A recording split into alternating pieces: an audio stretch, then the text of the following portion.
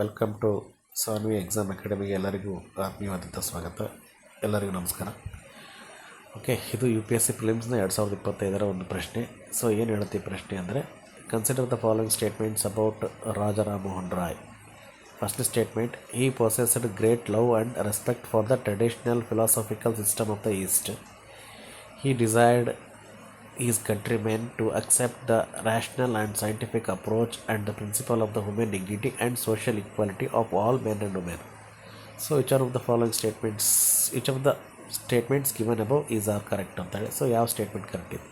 So ಈ ಪ್ರಶ್ನೆ purely Raja Ram Mohan Roy ಅವರಿಗೆ ರಿಲೇಟೆಡ್ ಆಗಿದೆ. ಓಕೆ, ಈ ಪ್ರಶ್ನೆಯನ್ನು ನಾವು ಕನ್ನಡ ನೋಡೋದಾದರೆ, ಸೊ ಫಸ್ಟ್ನೇ statement, he possessed great love and respect for the traditional philosophical system of the East ಅಂದರೆ, ಸೊ ಪೂರ್ವದ ಸಾಂಪ್ರದಾಯಿಕ ತಾತ್ವಿಕ ವ್ಯವಸ್ಥೆಗಳ ಬಗ್ಗೆ ಅವರಿಗೆ ಅಪಾರವಾದ ಪ್ರೀತಿ ಗೌರವವಿತ್ತು. ಅಂದರೆ ಹಿಂದಿನ ಭಾರತೀಯ ಸಂಸ್ಕೃತಿಯ ಬಗ್ಗೆ ಅವರಿಗೆ ಅಪಾರವಾದ ಗೌರವವಿತ್ತು ಅಂತ ಹೇಳುತ್ತೆ.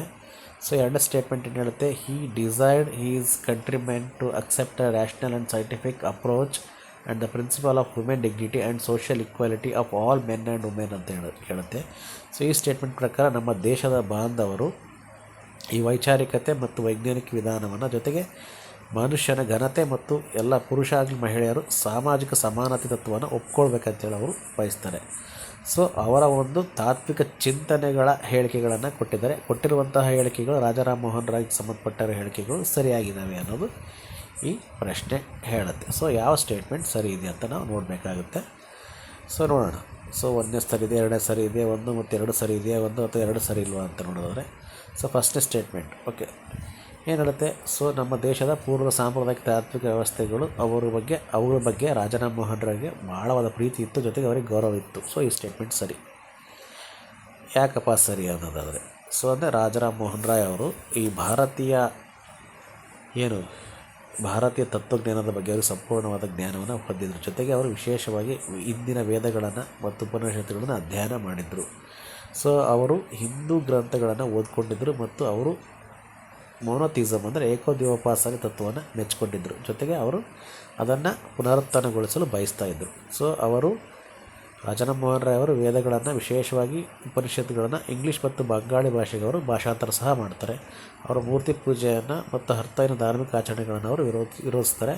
ಜೊತೆಗೆ ಪ್ರಾಚೀನ ಭಾರತೀಯ ಧರ್ಮದ ಮೂಲಭೂತವಾದ ನೈತಿಕತೆ ತತ್ವಗಳನ್ನು ಅವರು ಗೌರವಿಸ್ತಾರೆ. ಸೊ ಈ ಎಲ್ಲ ಬೇಸ್ ಮೇಲೆ ಫಸ್ಟ್ ಸ್ಟೇಟ್ಮೆಂಟ್ ಏನಾಗುತ್ತೆ, ಸರಿ ಇದೆ. ಅಂದರೆ ಪೂರ್ವ ಸಾಂಪ್ರದಾಯಿಕ ತಾತ್ವಿಕ ವ್ಯವಸ್ಥೆಗಳ ಬಗ್ಗೆ ಅವರಿಗೆ ಅಪಾರವಾದ ಪ್ರೀತಿ ಗೌರವ ಇತ್ತು ಅನ್ನೋ ಸ್ಟೇಟ್ಮೆಂಟ್ ಸರಿ. ಅಂದರೆ ಸೊ ರಾಜಾ ರಾಮ್ ಮೋಹನ್ ರಾಯ್ ಇದ್ದಾರಲ್ಲ, he possessed great love and respect for the traditional philosophical system of the East ಅನ್ನೋ ಸ್ಟೇಟ್ಮೆಂಟು ಸರಿಯಾಗುತ್ತೆ. ಇನ್ನು ಎರಡನೇ ಸ್ಟೇಟ್ಮೆಂಟ್ ನೋಡೋಣ.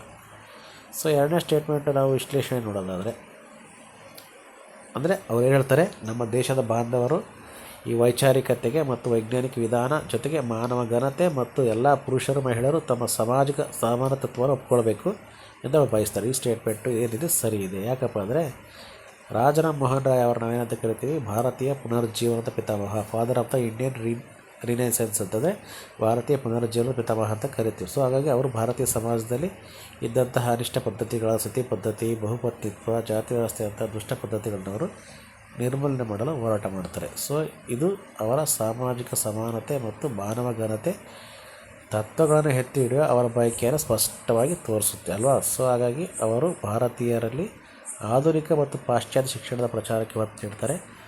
ಇದು ಅವರ ಒಂದು ವೈಚಾರಿಕ ಮತ್ತು ವೈಜ್ಞಾನಿಕ ವಿಧಾನವನ್ನು ಪ್ರೋತ್ಸಾಹಿಸುವ ಅವರ ಗುರಿಯನ್ನು ತೋರಿಸುತ್ತೆ. ಸೊ ಅವರು ದ್ವಂದ್ವಾರ್ಥಕ್ಕಿಂತ ತರ್ಕ ಮತ್ತು ಕಾರಣವನ್ನು ಅವರು ಪ್ರೋತ್ಸಾಹ ಮಾಡ್ತಾರೆ.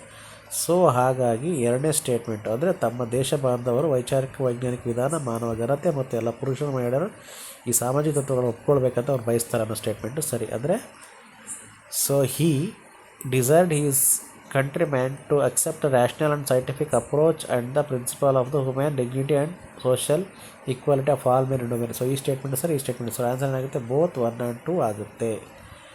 ಸೊ ಹಾಗಾಗಿ ಆನ್ಸರ್ ಏನಾಗುತ್ತೆ, ಸರಿಯಾದ ಉತ್ತರ ನಾವು ತೀರ್ಮಾನ ಮಾಡೋದು ಹೇಳಿಕೆ 1 ಮತ್ತು 2 ರಾಜಾ ರಾಮ್ ರಾಯ್ ಅವರ ವಿಚಾರಗಳು ಮತ್ತು ಸುಧಾರಣೆಗಳು ಸರಿಯಾಗಿ ಪ್ರತಿನಿಧಿಸ್ತವೆ. So answer C 1 and 2. So answer ಏನಾಗುತ್ತೆ, 1 and 2 ಆಗುತ್ತೆ. So both 1 and 2. ಓಕೆ, ಇದು ಸರಿ, ಇದು ಸರಿ. ಓಕೆ, ಈ ಪ್ರಶ್ನೆ ಬಗ್ಗೆ ಏನೋ ಡೌಟ್ ಇದ್ದರೆ ಖಂಡಿತ ಕಾಮೆಂಟ್ ಮಾಡೋದನ್ನು ಮರಿಬೇಡಿ.